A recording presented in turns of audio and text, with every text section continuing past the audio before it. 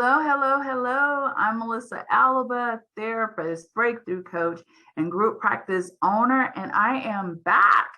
So, I wanted to talk to you guys about how to get away and out of a narcissistic relationship. I am asked this the absolutely the most is how do I get out of this relationship? How can I do it in a way that's safe? How can I do it in a way that I protect my children? How do I do it in a way that I protect my name? And I'm going to just share with you, it is not easy, but I do have 5 tips for you that you can definitely start to think about and put a plan in place. I have helped so many folks put plans in place so that they can move out of this relationship with the most ease possible. So I'm going to share some of the things that I share with my clients and we work through. And I'm in hopes that this is going to be helpful for you. Definitely share with me in the comments if it is. And if you haven't done so already, subscribe to our page. Let's go ahead and jump right in it. So number one is you want to get a support team, okay? Your support team is going to be folks who know about what is happening to you. Many times when you share the things that happen in your relationship, they will seem like small things to people who've never experienced it before. Most people who've never been in this type of relationship are not going to understand gaslighting.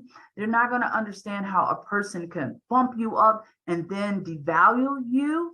So they will look at it as tiffs, like, oh, you're just having, a little fight. They won't understand the dynamic of how this person will say you're so amazing, and then at night tear you down and literally say you're worthless, and that your self-esteem goes up and down. They won't understand how different secrets that they've kept over time have started to impact you as you find out different ones, and then they tell you they're going to change, and then they don't. Then there's another lie and another lie, and just so many different dynamics of this particular type of relationship that most people want to understand. So you're going to have to work to make them understand.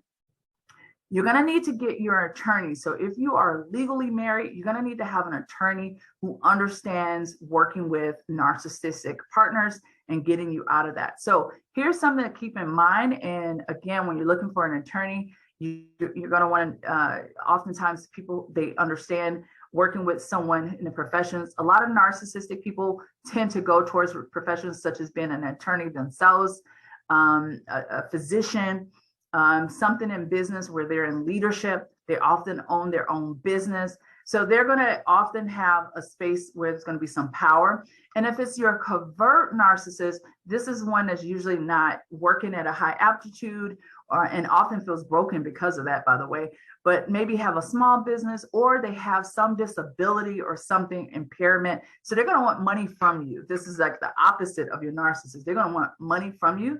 And of course, either one of them can also have that malignant nature where they're going to be vindictive. And oftentimes, this is what women are coming to me and wanting to get support around this is because they've had or been in a relationship with someone who's vindictive or who have said things to them that are very vindictive, very mean, and things like that. So they're feeling some type of way. So one, you want to get a support system. You want to have a strong attorney who understands. You want to have your therapist in place for you to be able to bounce ideas off of and not think you're going crazy as you're moving through this, but having someone who understands. Your friends, you need a close friendship, and you're going to need just time to get out with your friends and just hang out and have some fun sometimes, because again, this is going to be a process. Number two, you're going to have no contact or limited contact with your narcissistic person. This is how you start to regain your mind back. This is how you start to regain your trust back. This is how you start to get back to who you once were at some point.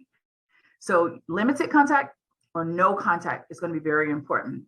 Number three, if kids are involved, it's going to be really important that you start to understand you are more than likely are going to need to do parallel parenting, not co-parenting. Many narcissistic persons cannot co-parent effectively, efficiently, or in any capacity. They will often mess up a plan.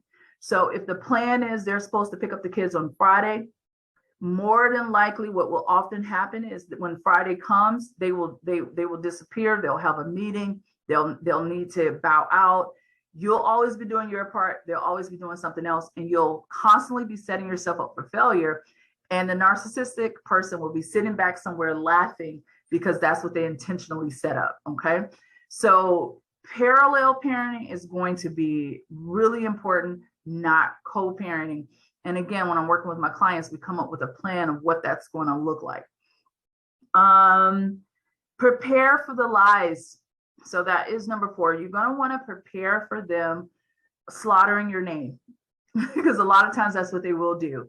They will make up stuff. They will tell your friends. Because again, they want to look good in the face of other people, no matter the damage that they do to people that's supposed to be a part of the inner circle. So they often will lie about the reason why you guys are separating, or they'll make up things about you if that hasn't already started when they notice that you pull away. Because again, it's a way to protect their own ego. So you want to be, prepared for that.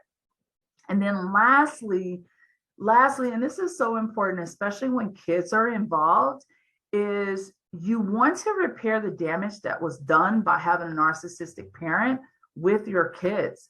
Oftentimes there were dynamics that were played with the kids, whether that narcissistic parent wanted that kid to be slimmer, be involved in more activities, smarter. And they usually are triggering you by saying, oh, this child is not doing this.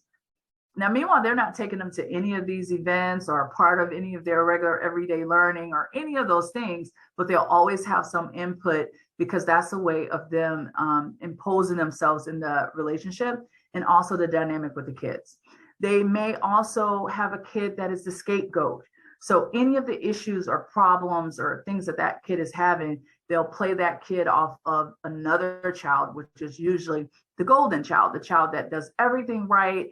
And so it's always some weird dynamics with the kids because narcissistic people at nature don't know how to be relational and loving. They tend to always go to achievement, undervaluing, and using terror, meanness, any of these things, or just condescension, being condescending in order to pull plugs. If they can't do it with you, then doing it with the children. So these are things that you need to be mindful of and that your kids more than likely may need some support around as you start to build a healthy environment for yourself and for your children.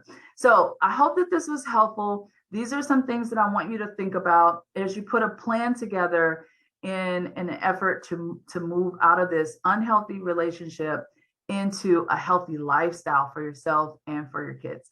All right, guys, you can contact us for more support and to really dig in and get your own support system at www.visionworkscoaching.com. I'm Melisa Alaba, and I look forward to serving you and talking to you soon. All right, have an amazing day. Talk to you guys soon.